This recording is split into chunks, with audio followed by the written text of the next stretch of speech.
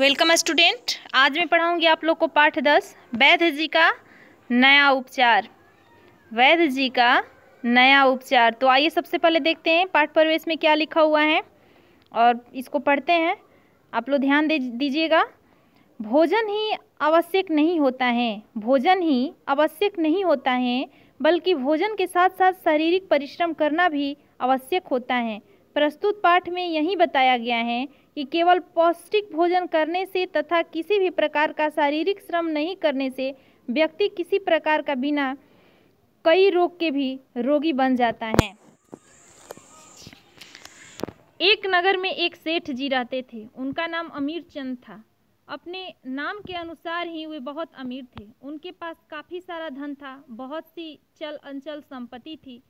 सेठ जी को सभी प्रकार का सुख था, उन्हें केवल एक ही दुख था और यही दुख सभी सुखों को गोबर बना रहा था। उनका स्वास्थ्य अच्छा नहीं रहता था, वे कई बीमारियों से पीड़ित थे। धीरे धीरे सेठ अमीर चंद की बीमारी बढ़ती ही जा रही थी। बड़े बड़े डॉक्टरों से इलाज करवाया लेकिन कोई लाभ नहीं हुआ। बड़े बड़े हकीम और वैद्य भी फेल हो गए। ज्यों ज्यों दवाइयाँ बढ़ती गई त्यों त्यों मर्ज भी बढ़ता गया। सेठ जी और उनका पूरा परिवार परेशान था। घर के नौकर चाकर भी दुखी थे। रिश्ते नाते और मिलने जुलने वाले लोग भी चिंतित थे। रोग ठीक होने का नाम ही नहीं ले रहा था। निराश होकर सेठ जी ने घोषणा की कि जो उन्हें ठीक कर देगा उसे मुंह मांगा इनाम दिया जाएगा। इनाम के लालच में कई डॉक्टर वैद्य हकीम आए, इलाज भी किया, परंतु सेठ जी की स्थिति में कोई नहीं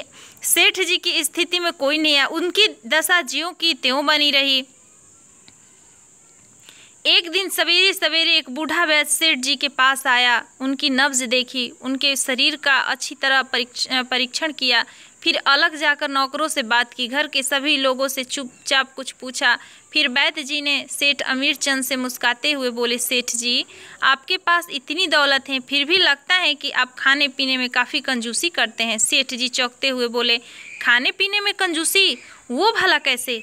ठीक से खाते पीते तो बीमार ही क्यों पड़ते? अच्छा छोड़िए, अपनी खुराक के बारे में बताइए।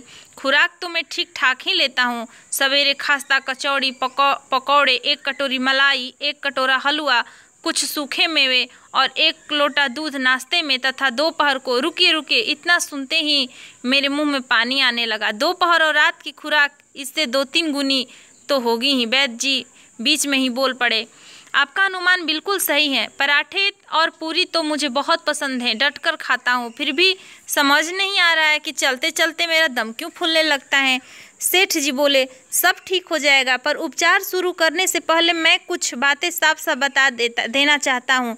वैद्य जी ने कहा। सेठ जी ने कहा, बताइए आप क्या कहना चाहते हैं।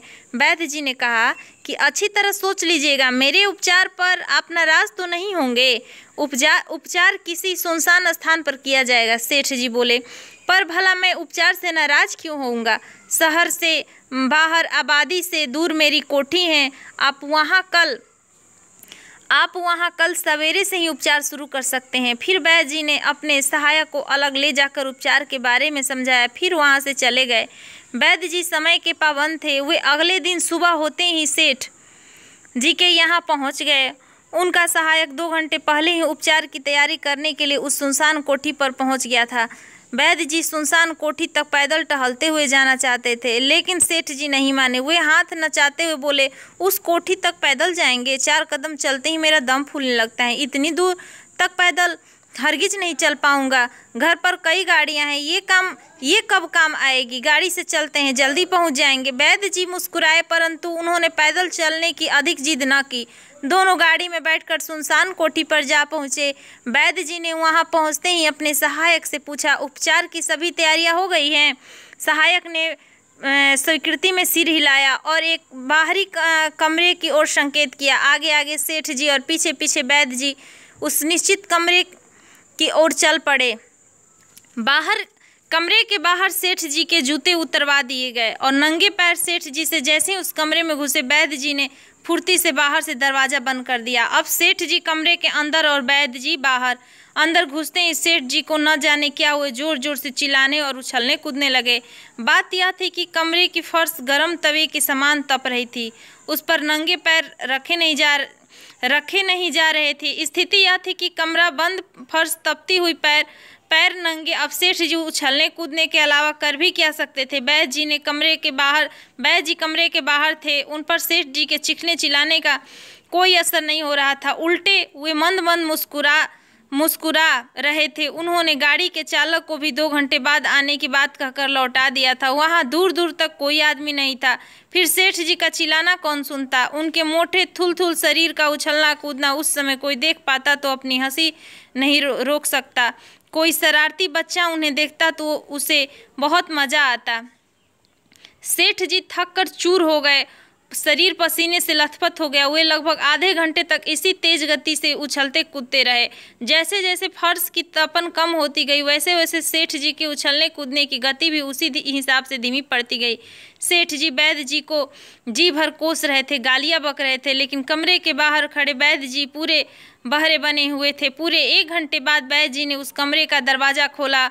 बदहवास पसीने से लथपथ सेठ जी बड़बड़ाते हुए और वैद्य जी को गालियां बकते हुए बाहर निकले। वैद्य जी ने धैर्य की मूर्ति बने सब कुछ सुनते रहे। उन्होंने सेठ जी को एक पेड़ की छाया में बैठाया। थोड़ी देर विश्राम करने के बाद सेठ जी को लगा कि उनकी तबीयत कुछ ठीक हुई है। तब वैद्य जी ने कहा, सेठ जी, मैंने पहले ही कहा था कि आप किसी बात का बुरा नहीं मानेंगे। पहले आप 10 कदम भी नहीं चल पाते थे, अभी आप घंटे भर तक लगातार उछलते कूदते रहे। आप अच्छी खुराक लेते तो हैं पर शारीरिक श्रम नहीं करते हैं, व्यायाम नहीं करते हैं। यह आपकी बीमारी है। आप कम खाएं लेकिन नियमित व्यायाम करें, योगासन करें, सुबह खुली हवा में भ्रमण कीजिए। कुछ ही दिनों में आप पूरी तरह से स्वस्थ हो जाएंगे। मैं आपसे माफ़ी चाहता हूँ क्योंकि आपके इलाज में मुझे कुछ सख्त कदम उठाने पड़े। अब सेठ जी को अपनी तबीयत कुछ ठीक लग रही थी, इसीलिए उनका गुस्सा भी शांत हो गया था। वैद्य जी की संपत्ति को उन्होंने स्वीकार किया। वैद्य जी की सम्मति को उन्होंने स्वीकार किया। उचित खान पान और नियमित व्यायाम से कुछ ही दिनों में पूर्ण स्वस्थ हो गए। अब तो वैद्य जी से उनकी रही सही नाराजगी भी समाप्त हो गई। अब तो नाराज होने के बजाय वैद्य जी की प्रशंसा ही करने लगे। तो इस कहानी से हमें यही शिक्षा मिली कि हमें सुबह में व्यायाम करना चाहिए। हम लोग खाना खाते हैं लेकिन अगर योगासन करेंगे, शारीरिक परिश्रम करेंगे तो हमें बीमारी नहीं पकड़ेगी। अगर हम दिन भर सोए रहेंगे और तरह तरह के पकवान खाएंगे तो हमारे शरीर में तरह तरह के विभिन्न प्रकार के रोग उत्पन्न हो जाएंगे। इसीलिए हमें नियमित व्यायाम करना चाहिए, परिश्रम करना चाहिए। धन्यवाद।